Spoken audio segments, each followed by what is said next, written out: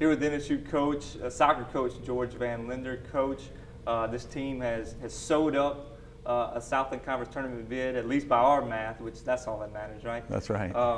We just now that this team has accomplished that first primary goal, what's the feeling like? It's great. I think the thing is, it was a normal thing when NSU soccer first started, and we wanted to kind of get it back to that. It's taken a little longer than we wanted, but hopefully this is the first of many for years to come.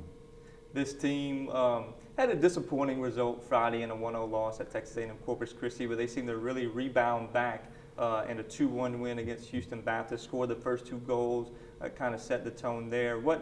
How important was it to have that bounce back on the road in a tough situation like that? Yeah, we didn't play very well at Corpus.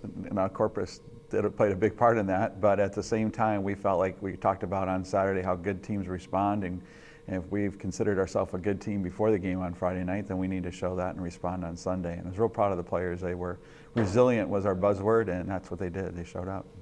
We've talked about mentality this year and how mentality certainly has been one of the differences in winning these close games. You're 6-2 in the conference now, all 6 wins by 1 goal. Was Sunday just a kind of an illustration or an example of the different mentality that this team has? It sure was. It was a hot day. We had some people injured. We had everything that could go against you could go against you, and I was so proud of the players for responding in a positive way. And we had people who usually got lots of playing time that usually don't, and they stepped up and did it. So again, that's just one of the strengths of our team is the depth, and everyone's bought in.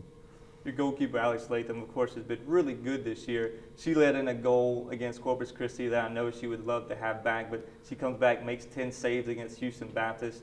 Her specifically, and the bounce back for her, how big is Sure. The thing for us about that whole situation is Alex let in a goal that she never would let in 6 or 7 minutes into the game. And the fact is, we talked about, we're so proud of her, is that she didn't let it affect another 83 minutes of the game. And she talked about it. And that was kind of the foundation of our buzzword about being resilient. And that's the way she was again. She showed up again on Sunday and had another great performance. And Houston threw everything at us, and she had to step up big.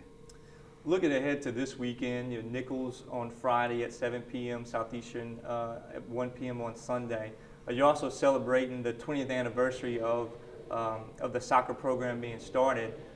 You've talked about having the positivity of having alumni reach out to you this season with the semi-historic season that's going on here. What's it like to be able to celebrate this weekend with, you go into the conference tournament, that this team is certainly going back to what they have been in the past. What's it mean to you to be able to celebrate all these things with alumni coming in town this weekend? It's great. The one thing we told our team is, we're obviously not settled with just the idea of making the conference tournament, and we said everyone's coming to town this weekend for our games on Friday and Sunday, but they came here to see us win. And if that doesn't motivate you, our own personal desire to win, and of course it's going to be some of the last home games for our seniors and things like that. So I think our team's going to be fired up. Unlucky for us, it seems, is Nichols they're on fire right now. They're playing really well. So we always seem to get the opponents lately who are doing really well, and so it's going to be a challenge. Nichols is coming off of beating Stephen F. Austin this past weekend. They got 2 wins over the weekend. Southeastern has had some better results of late too. What's going to be tough? In-state opponents coming in this weekend. Yeah, Nichols beat us in a thriller last year in overtime. The last 3 or 4 years against Southeastern, they've all gone into overtime. So we've got our hands full, and the fact that we have those 2 types of opponents here, we're going to need everything we can get from the home crowd, and it sounds like it's going to be a good one. George, thank you very much. Thank you.